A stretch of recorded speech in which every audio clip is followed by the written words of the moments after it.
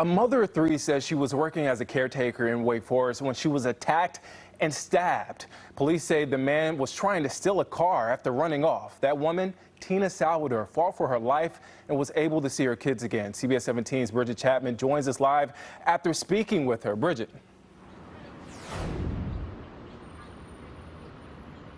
Yeah, this woman says when a man came at her with a knife, she thought of her family, of the woman she looks after, even of that woman's dog, and she fought.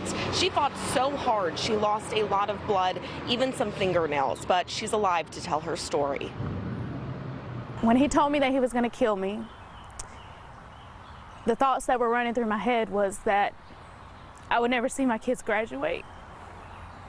Tina Salvador takes us back to Monday afternoon. It all took place here. She was working at this house as a caretaker. Salvador was cleaning, watching the dog, and watering plants outside when I seen a man jumping over her fenced area, and I just put my hands up. I saw that he had a knife. the man, police identified as Michael Keeling, charged her and grabbed her from behind. She says he demanded her car keys, which were inside. I could feel the knife starting to go into my throat, and he said that he was going to kill me, and I knew that it was a fight or flight situation. She fought. I just elbowed him. That's when he went down. He stabbed my leg, and then I turned around and he went to go stab me a second time, and I just started fighting with him. After he pulled out her hair and bashed her head on the concrete, she pretended to pass out. He then ran into the house. When he ran off in the house, I jumped up and I ran across the road, screaming. Her scream prompted neighbors to call 911. I noticed then that I was bleeding, and it was a lot of blood. Do you even feel the pain at this point, or are you still adrenaline? I didn't feel any pain. She spent 6 hours at the hospital. A few days later, she came back to work at the same home. That's not going to stop me. Still, when she closes her eyes, she sees Keeling.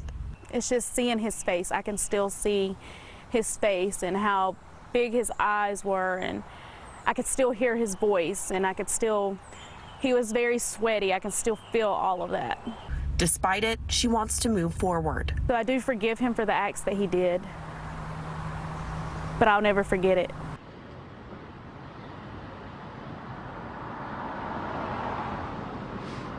Police arrested Michael Keeling the day after he faces charges from assault to breaking and entering. He'll appear in court again next month. Reporting live in Raleigh, Bridget Chapman, CBS 17 News. What a story.